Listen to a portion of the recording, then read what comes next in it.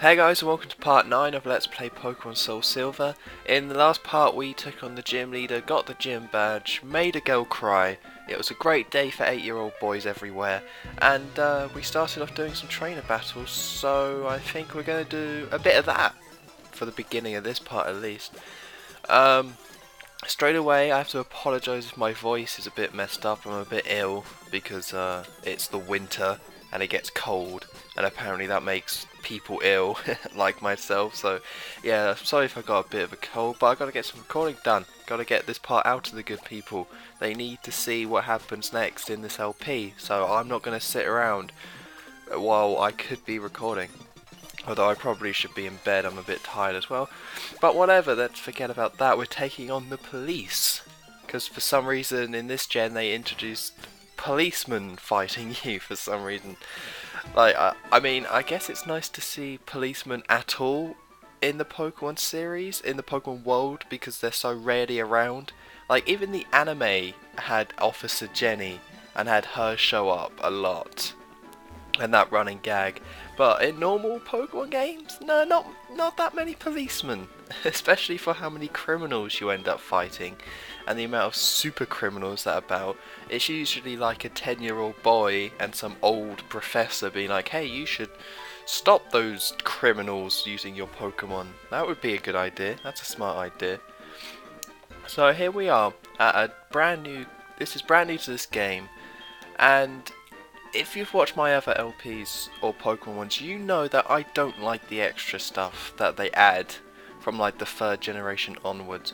The extra stuff that they made you do that's not really part of the main quest in the 1st gen and the 2nd gen were kind of good. Like the Safari Zone is actually technically like something extra you can do, but they they make you do it and then you kind of see, oh, this is actually a really cool thing. And then in the 2nd gen they didn't feel as forced, but in the 3rd gen with the battle towers, it was like, oh, it's completely pointless to do the extra stuff. And then the 4th gen and 5th gen was the same. But I thought, you know what, when I first played through Heart Gold, I did not go here at all. But I'm LPing this game, I'm open to new experiences. I don't exactly know what this place is. Maybe it's a really cool place. Maybe it's a place that I can go and it is a lot of fun. It's not part of the main quest. You don't have to come to this building at all. And I'm an open-minded person. So I came here, and the design of this place, funnily enough, actually looks a lot like the 4th gym in Black and White 1, where the electric gym with all the roller coasters. So I came here, and it was a Pokemon Athlon, or Athlon, whatever. Pretty much that screen at the top of this screen showing all the Pokemon running. I'm assuming that's what it is, because I didn't do it in the end. I ran up to this gate, to this woman, tried to talk to her. Millie shows up for no reason. She's just like, hey, what's up? Gives you a jersey, which is nice. I mean, thanks. I'm always open to be given free clothes, I guess, I suppose. You might as well. And it's just, I didn't do it in the end. Basically, when you try and talk to that woman there that I just tried to talk to, Millie's always going to show up.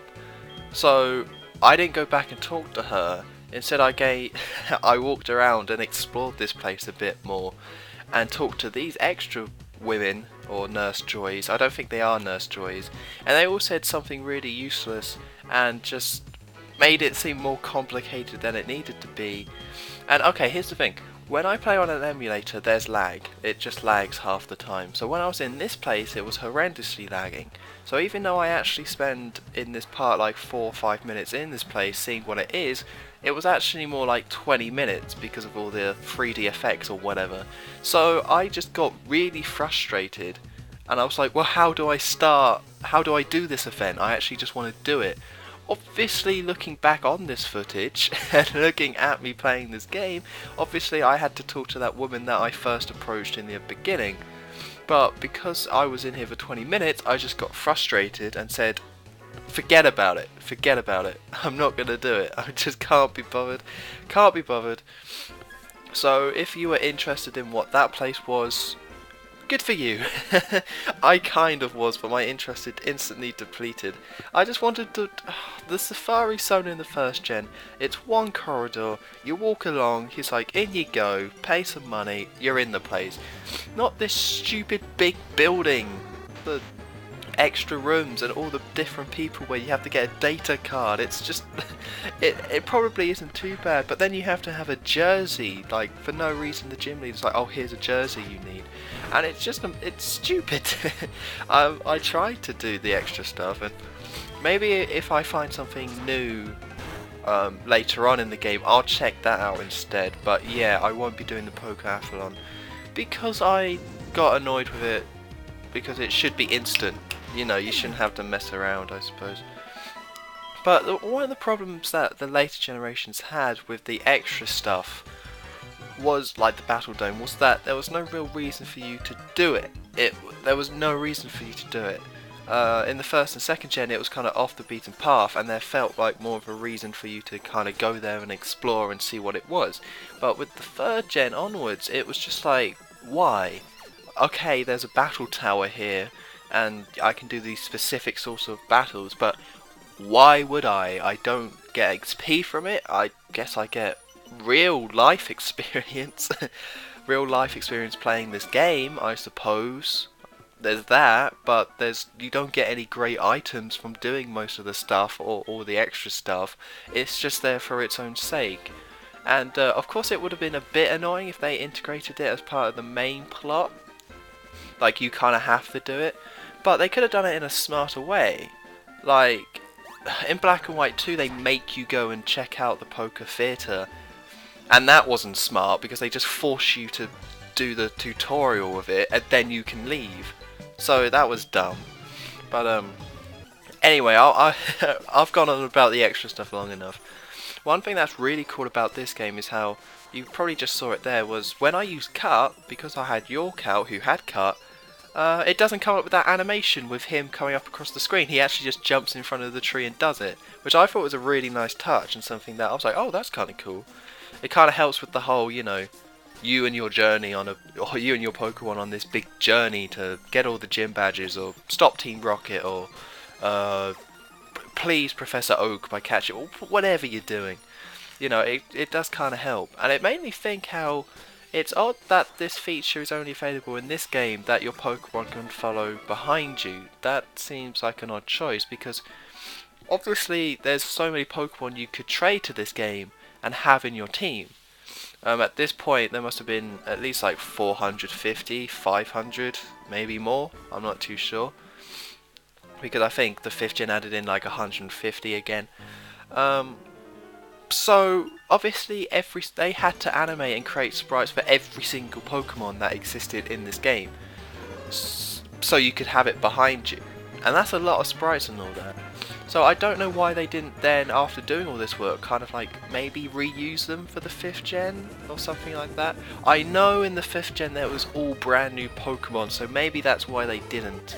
But I don't know why this feature had to completely go from this game, and maybe we'll see it in the whatever the 3rd gen remake is, whenever they remake Emerald, Ruby and Sapphire. Maybe we'll see it then, but I don't know, it's a feature that everyone likes, it's kind of cool and nice, so I don't know why they don't use it more often. But we're in the national park at the moment, which is pretty much just one big field in a way. Well, it is a park, but I actually there's a bug catching contest that happens here to catch the strongest or rarest bug Pokemon, and I actually really wanted to show it off and do it, because it is one of those things that is kind of cool. You don't have to do it at all, but it's kind of nice, because then you can see maybe there's a Pokemon in this place that you want to catch, and you do get to see all the bug type Pokemon. But the main problem is that it only takes place on Tuesday, Thursday and I believe Saturday. So because I played this on a Wednesday, it meant that I couldn't do it, which is kind of a shame, because it's a pretty cool contest, and I did want to show it off. See, I try and show off all the extra features in the game, and the world just tells me no, you don't have to. Don't worry about it, Honest Dom 23. If you want to go and do the main quest and don't want to do the side quest, then that's okay by me. That's what the world is telling me. And sorry if my voice sounds a bit different, but Funny story, I got interrupted recording this, so I'm now doing this at a different time.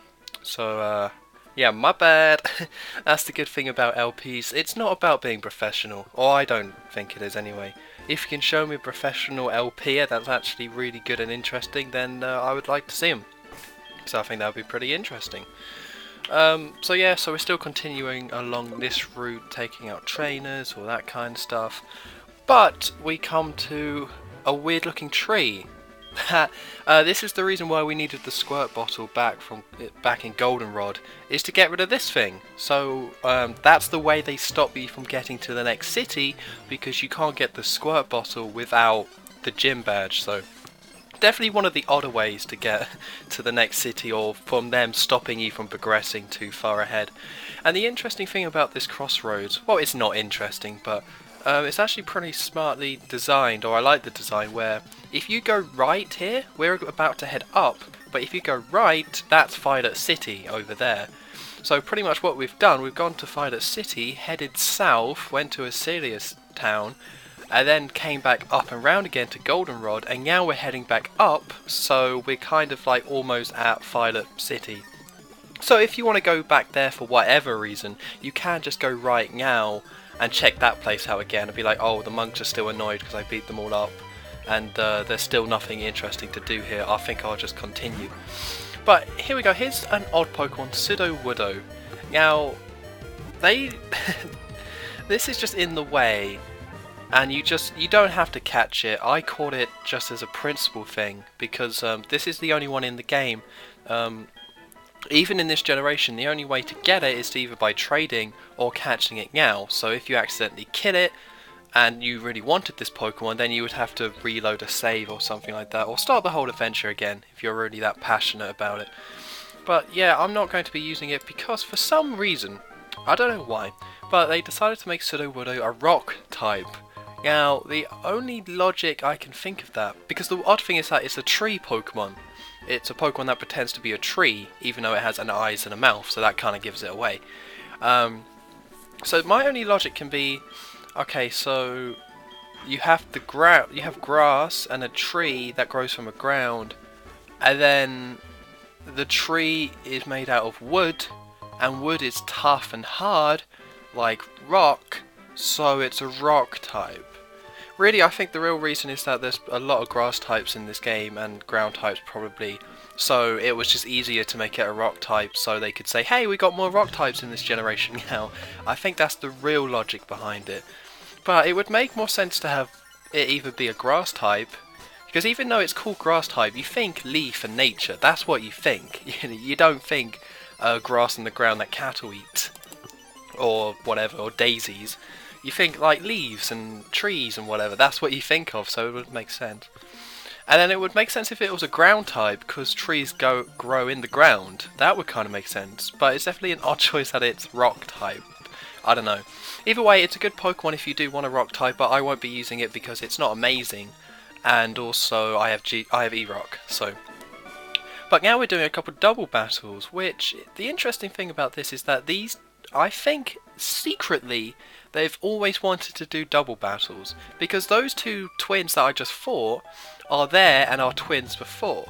And in the first and second gen, despite there being no double battles, because they were introduced in the third gen, there's a ton of twins everywhere. So I think secretly they did want to do double battles from the beginning, or at least from the second gen, but either just didn't have, but I reckon the Game Boy just couldn't render it. Like, you couldn't have 4 Pokemon on screen at the same time and have that look good, especially with the first gen with how they looked.